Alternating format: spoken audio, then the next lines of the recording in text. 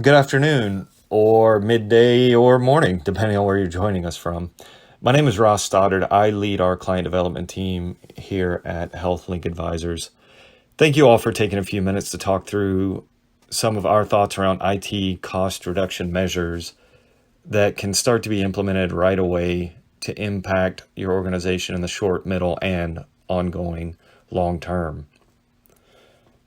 As a reminder, feel free to enter any questions or comments into the webinar chat feature or email us at proveninsight@healthlinkadvisors.com. Again, thank you all for your time, and I'll turn it over to Lindsay and Chris. I'm Lindsay Jarrell with HealthLink Advisors. I lead the team at HealthLink Advisors across all of our services and industries. Chris? Hi, I'm Chris Jenkins. I'm with HealthLink Advisors also, and I lead the advisory services team. And today we want to talk to you about IT cost reduction and how to thoughtfully go through what is really a very complex budget and department with many inflows and outflows and many long-term obligations. We want to talk to you about our thoughts and experiences about how we can help you all and how you can also on your own reduce IT expense. COVID-19 has us all in an extraordinary position, and we know that a lot of cost cutting has already been going on throughout the industry. But there are a lot of considerations for long term, how an organization becomes more efficient and how we can be really thoughtful and careful about our future investments. So today in our conversation, we hope to leave you all with some tidbits and some ideas of what you can do on your own. And we'd also love for you to keep us in mind as you think about your initiatives to reduce IT expense. Chris, I'll turn it over to you to kind of set the stage a little bit about what we're dealing with. Sure. So health systems generally operate on very thin margins, and even in good times. So if you can imagine what COVID-19 has impacted those thin margins and made them even thinner. And in many cases, health systems are losing significant amounts of money on a daily basis. In addition to that, the other component of a hospital budget is their investment income. Yeah. And the stock market, like many of us, has been impacted by the stock market. So this has really impacted the health system's ability to invest money and make money off those investments, which in turn could actually fund a lot of their capital investments. The other thing is the shifting priorities. So a health system is normally pretty productive in all of their departments, both their direct departments and their non-direct departments, such as IT and finance. Many of these workers are remote now, so they're at home, and their priorities have shifted a bit. So there's an economic cost to this around productivity. So the health systems are really determining how are they going to do business moving forward with their remote workforce. And they're starting to recover from this, but that actually also has an impact on the health system's priorities and delivering on those things that are most important to them. You know, Chris, and I think a lot of times IT departments, particularly probably outside the office of the CIO, don't really get a full understanding of how capital budgets are allocated. Right. And how capital planning is done. And so as Chris hit on the subject of investment income and operating margins, those are consistently looked at and projected to how profit and investment income and things like days cash on hand will contribute to how much capital the organization has to invest back in. Right. Whether that's for IT, new buildings, new services, new equipment. And so a significant economic hit like this, to your point, just really crushes the ability to invest in the future. I know sometimes in the IT department, we just feel like it kind of rolls downhill.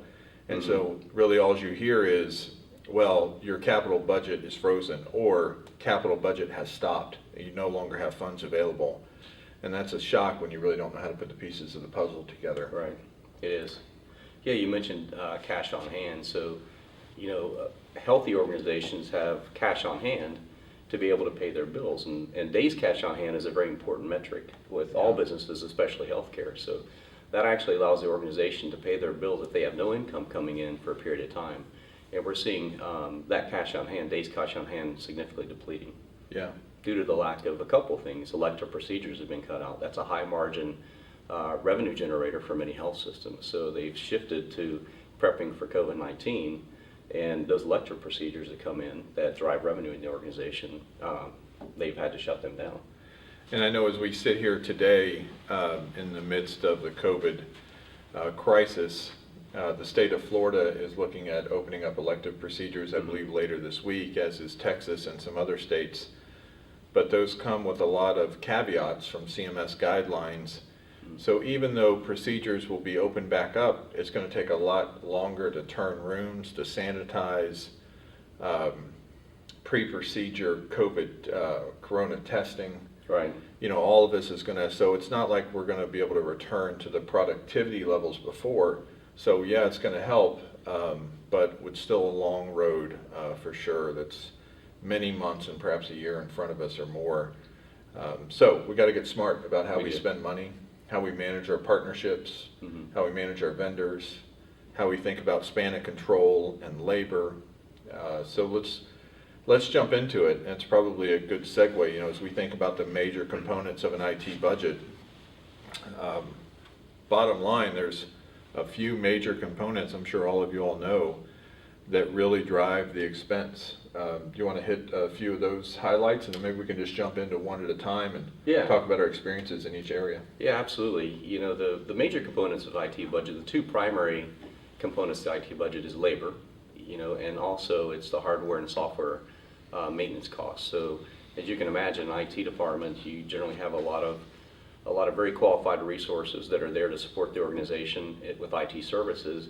And then the organization invests a lot of money in hardware and software and applications. So those come at a cost. They're annual recurring costs, and that generally makes up the large majority of the IT budget. In addition to that, you have connectivity. You know, you have your network and data and voice.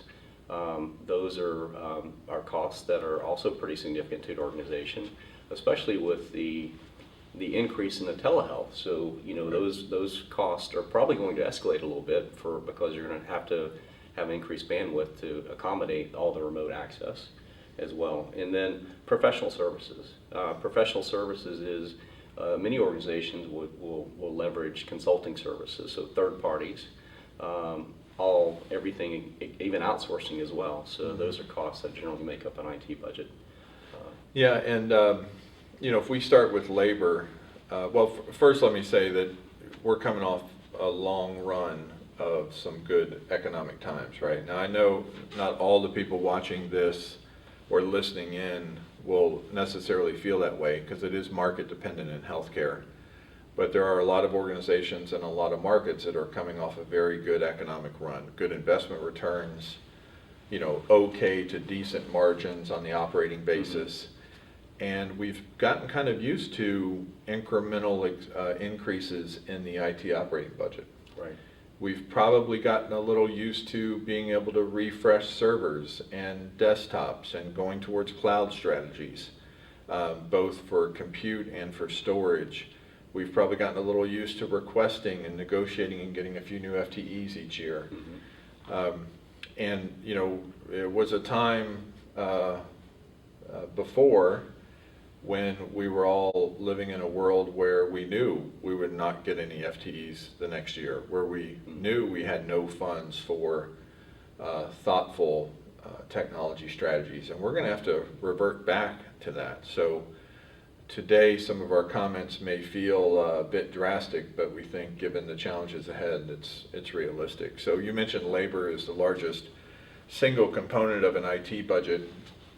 And there's a few things we can do there. One is, you know, when we look at productivity in the sense of how many FTEs support what applications or how many departments, there's often room to be made up there that could result in some reductions in force. Span of control is a method also from a leadership perspective where we can look at certain ratios depending on academic, community health system, also the type of technologies run. We can get a good idea of span of control benchmarks very quickly that can help inform the CIO and the CIO office and the leaders up from there about opportunities with span of control. And I guess benchmarking really comes into play when we think about total staff, right? And particularly when we've got an epic so many Epic shops, enterprise Epic shops today versus non-Epic shops. I think there's work to do around those benchmarks, right? There definitely is. Yeah, the other thing you can look at, I mean, span of control is pretty important, but in many organizations you have consultants that are actually filling the roles of FTEs, and then you also have some open FTEs, so an opportunity is looking at attrition. Lindsay mentioned this in the very beginning. The important thing here is not to cut too deep, because IT still serves a significant purpose to the organization, and that's to deliver IT service to the organization to support all the initiatives that you have to go do. But so, we're mindful of that, and we are very thoughtful around not cutting too deep, and our message is looking at IT costs, you shouldn't cut too deep. But the other components of labor are the metrics, right? So looking at the FTE to service delivered ratio, looking at all of the projects that are in flight or forecasted, and do you have the right level of staff to ramp up, and then do you ramp down when you actually go live with a specific solution or some opportunities as well. And speed is an important component here. The IT teams know consultants will be arriving in-house to study expense, or they'll get a sense from the IT leadership team that cuts are likely to come, and that's the reality. So we are very conscious when we work with our clients about speed. We don't want to elongate this process, elongate the assessments, elongate the studies.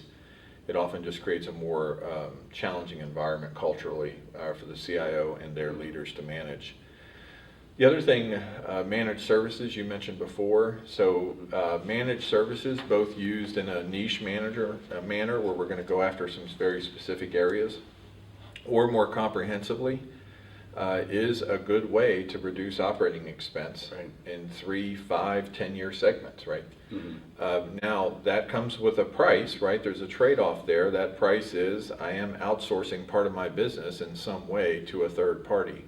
So the selection of those managed service providers are very important, and ensuring that managed service provider can scale, because there are a lot of organizations seeking managed services for a quick reduction.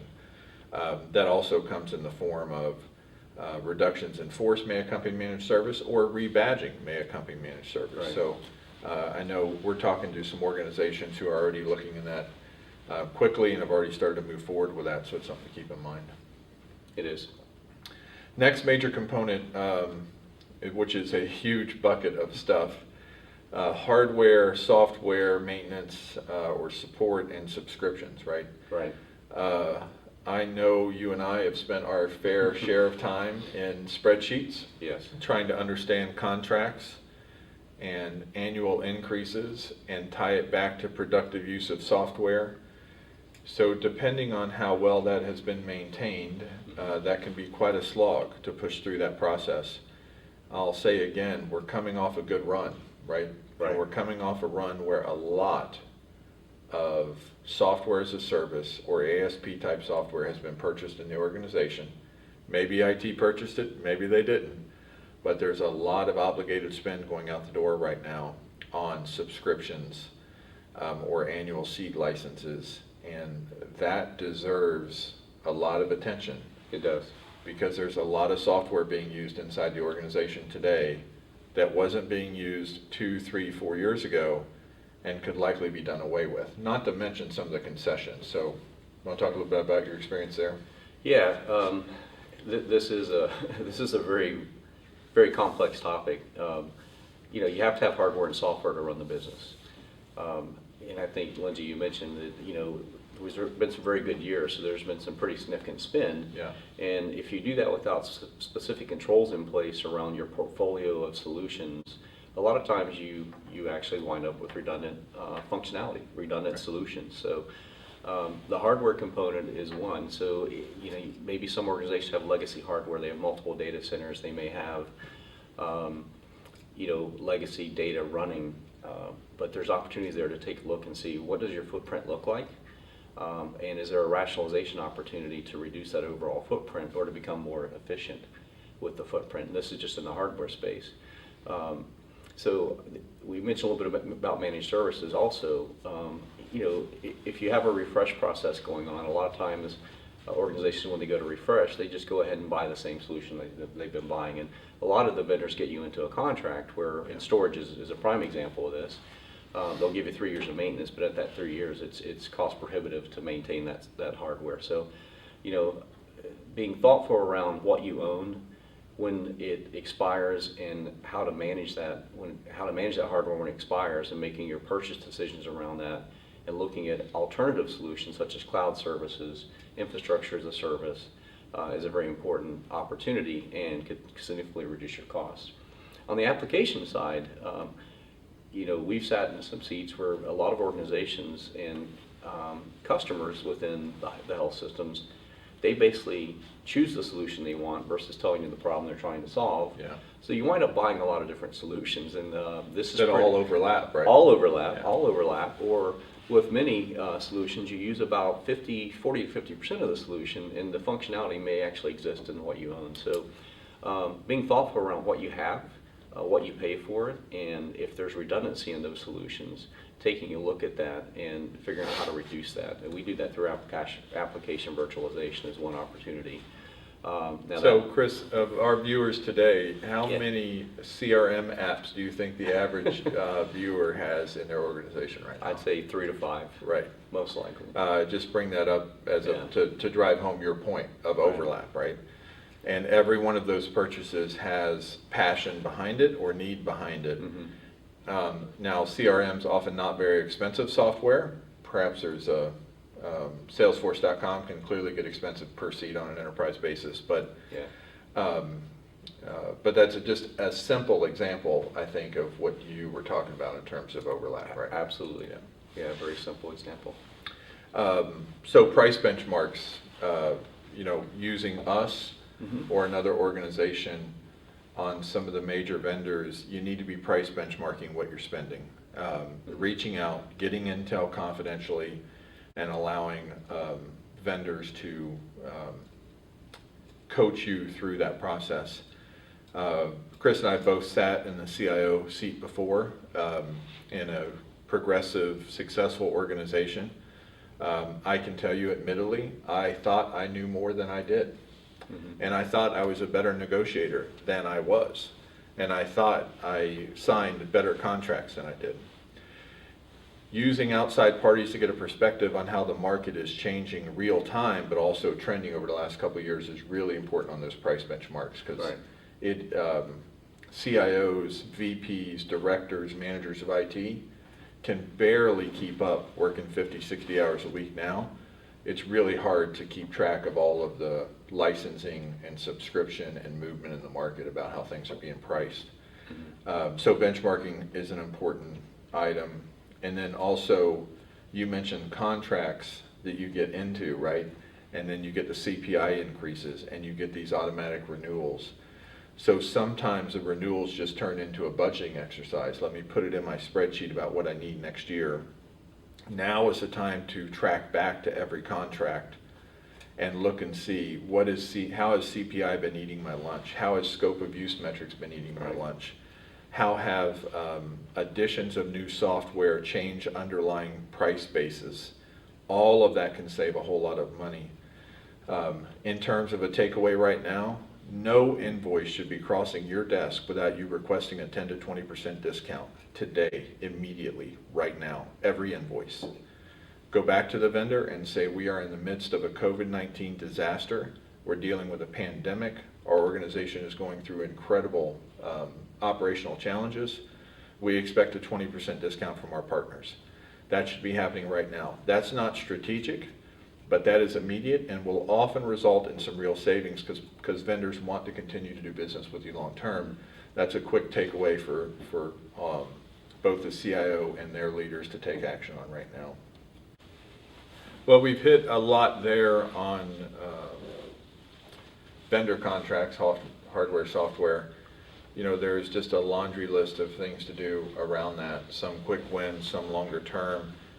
When I think back thinking about long-term investment streams that we mentioned at the beginning, this is a key area in terms of vendor contracts. I know many of you all watching this and listening in can appreciate how fast 3 and 5 years go by. But sometimes when we're negotiating those contracts and we put a 5-year term and we try to think carefully about renewals, that seems like a long time. But there's a lot of work to do that could really pay off for the organization long term. Let's jump in and talk a little bit about network, voice, telecom. You know, there's still some organizations out there running good old-fashioned telecom, probably paying some long-distance prices.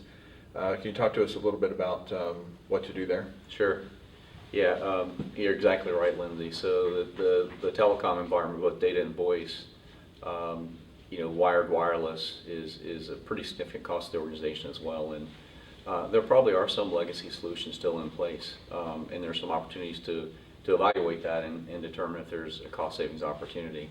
Yeah. But if you are paying long distance costs, if you're paying some of your traditional telco costs, immediately go talk to your vendors and see what you can do to reduce those overall costs, and then come up with a plan to actually migrate away from that.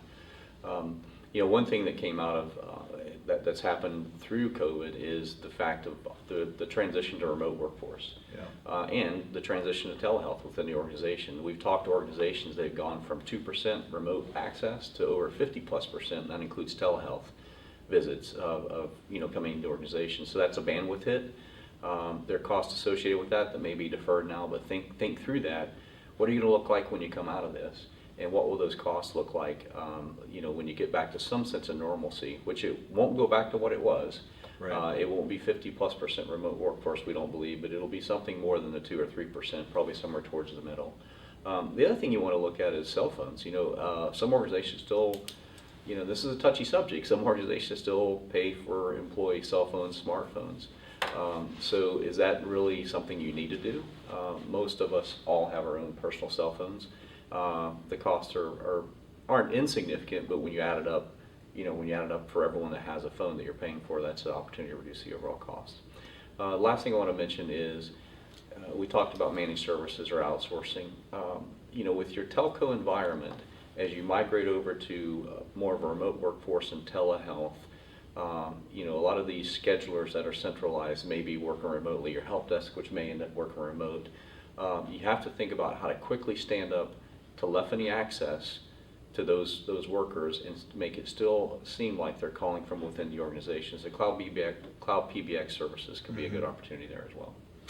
Yeah, I had a couple of thoughts while you were talking on that whole network piece. In my experience, sometimes technologies and solutions, point solutions, are acquired over time at really the strong preference of the leader over the area. So a CISO might have a strong preference for a technology because they ran a selection and 2 years ago that was the best technology. Right. Your network manager might have a strong preference for this type of technology because 18 months ago they ran a selection and this technology serves that need.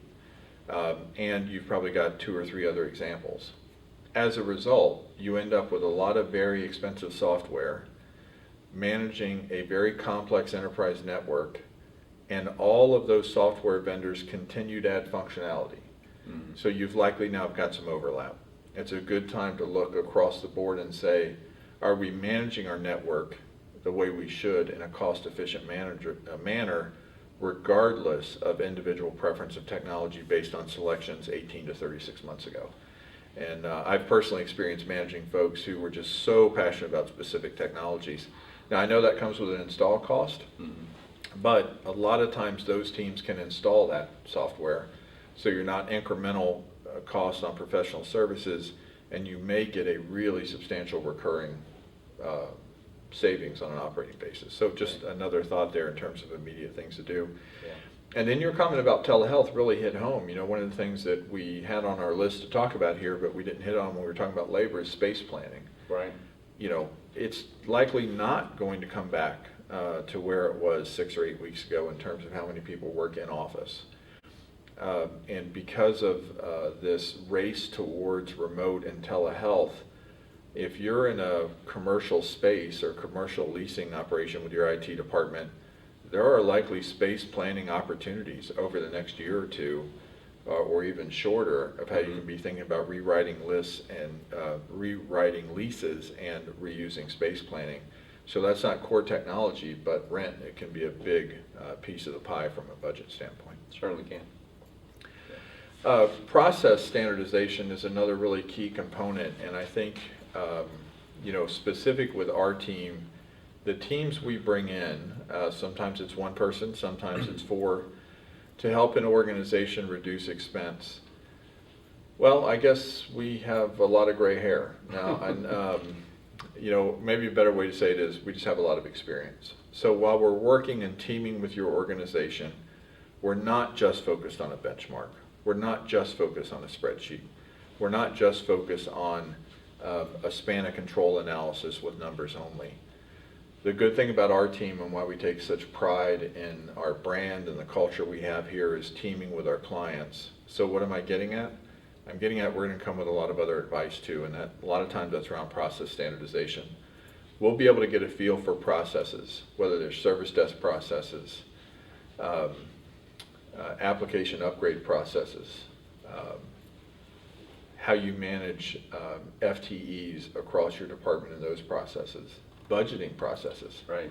And that kind of advice and insight about what leading organizations are doing on a go-forward basis is all part of the engagement that comes out of interacting with our teams all the time. A lot of organizations are going to forecasting. That's something you and I have a lot of experience in, Right. as does our team. Getting away from this annual cycle of budgeting and going to an 18-month rolling operating forecast. You want to really see and understand the impacts of what your decisions today in terms of reducing an IT budget are doing. Let's just go ahead and institute an 18-month rolling forecast now. The CFO may not be ready for it, but you'll always be ready for the annual budgeting cycle if you and your team are implementing an 18-month rolling forecast, and you'll be able to see how these savings really play out over time. Yeah. So process standardization overall, I don't know if you want to touch on anything there, it's really an important component. Yeah, I do. I think there's a couple pieces because, and you're right, if you look strictly at cost, the budget, the financial piece of it, you're really going to cut only the budget component. You Right. have to look at the overall process. One thing I thought of when you're talking is your system, process of your system selection. So how do you go about what's your process of determining what you need to buy? And I do believe that there's going to be a shift in the organization to where now there's going to have to probably be more of a true ROI, and that's an overused terminology, but is this really the most important thing for the organization to work on now with many of the shifting priorities, and what value will that add? So I think it's going to be more stringent process around the selection process.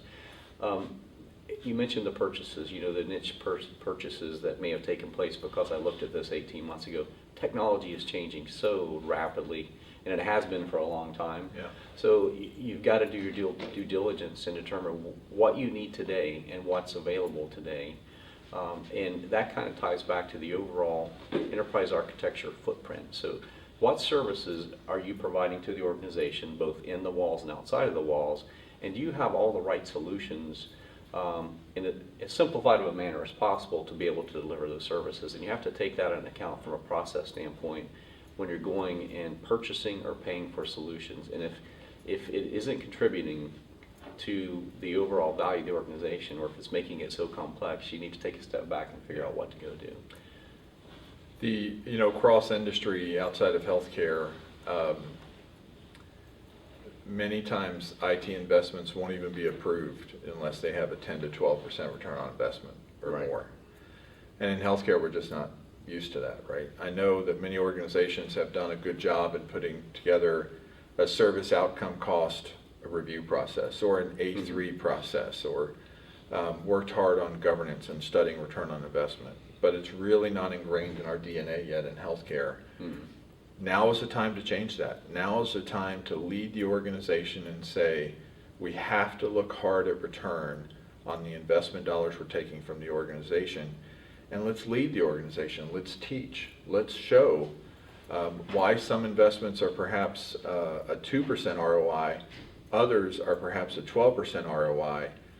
What you get average is what you need around that 6, 7, 8% ROI over time. Because yeah, there will be things. We will have to replace just a capital asset where we can't prove an ROI on it, but that means the other ones have to carry a harder or higher ROI. And it's really a great opportunity for the CIOs and their leadership team to go from just IT-minded focused professionals to organizational leaders and really lead from an investment and return standpoint. Yeah, and one other piece of this is you mentioned governance, and I think the governance is going to be even more important as we come out of this in terms of not the finance piece is a piece, but what is it that your organization needs to go do? What are the enabling technologies that need to be in place? And how are you going to go through that process of selecting and educating throughout the organization? This just isn't IT. This is all departments, everyone, in terms of how you manage those decisions. And then how do you track those decisions after the fact? So I think that's an important. I think every other webinar or perhaps some of the videos we've done over time, we always start off with governance, right? We always start there. And we didn't start here today with governance because I don't think people have the time right now to start with governance. Mm-hmm. But it is an intricate component of making these changes last. It's something that we have to work on to make sure that this is a marathon and not a sprint. But right now we're faced with challenges today that we have to solve, and so that's why we really dove in. So looking forward, there are other components of an IT budget. We could dig deeper on professional services. Mm-hmm. We've talked a little bit about managed services earlier. There's the other category, right? Travel, education, many other things that hit the budget. But if we think about the components that contribute, largely we've already hit on those today. The bottom line is our belief is you need a partner to help you with this. You need a partner because we know what's going on from a spend perspective and from a trend perspective and a technology and a price benchmark and a span of control and just understanding what other leading organizations are doing. So we welcome an opportunity to help you all with that. We hope you've gotten a few tidbits in our conversation today of things to take away and consider. We'll have some written information I know that we'll be sending out and can send out as a result of our discussion today. And we look forward to chatting more about it if we need to talk through your specific situation. So anything I missed, Chris? Any closing comments? No. Yeah, the only thing I would add is there's a short-term focus here, right? So you have to reduce cost in the short term, but don't allow that short-term focus and decision to impact your ability to deliver services to the organization long term. Yeah, and lead. Yeah, that's a good point. Yeah.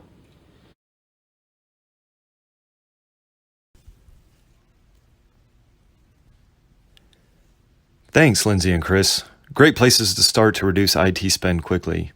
Thank you to everyone that was able to attend. We'll be sending out key takeaways and additional information after the webinar. We'd love to hear your feedback on this session and other ideas you'd like to hear in the future. As always, you can reach us at proveninsight@healthlinkadvisors.com.